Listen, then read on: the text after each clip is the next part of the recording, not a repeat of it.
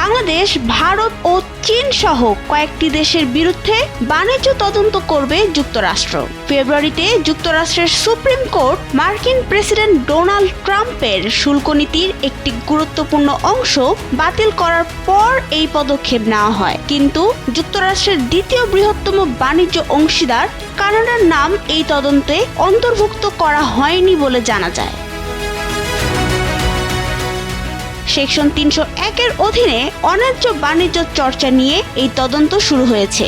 এরই ভিত্তিতে চীন, ইউরোপীয় ইউনিয়ন, ভারত, জাপান, দক্ষিণ কোরিয়া ও মেক্সিকোর উপর এই গ্রীষ্মের মধ্যে নতুন শুল্ক আরোপ হতে পারে। ১১ মার্চ যুক্তরাষ্ট্রের বাণিজ্য প্রতিনিধি জেমিসন গ্রিয়ার এমন তথ্য জানিয়েছেন।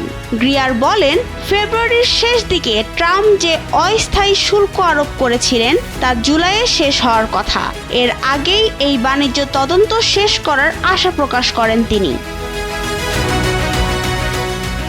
গত বছরের এপ্রিলে বিভিন্ন দেশের ওপর আরোপ করা ট্রাম্পের শুল্ককে কয়েক সপ্তাহ আগে অবৈধ ঘোষণা করেন যুক্তরাষ্ট্রের সুপ্রিম কোর্ট। উল্লেখ্য, শুল্ক আরোপের পর বাংলাদেশ সহ বেশ কয়েকটি দেশ যুক্তরাষ্ট্রের সঙ্গে বাণিজ্য চুক্তি করে, যেখানে নির্ধারিত শুল্কের হার কিছুটা কমিয়ে আনা সহ বাণিজ্য সংক্রান্ত বিভিন্ন বিধিনিষেধও অন্তর্ভুক্ত রয়েছে।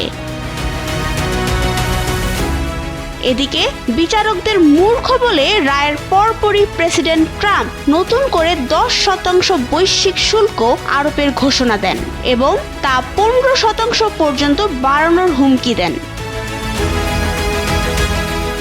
নাবিলা রহিম, সময়ের আলো।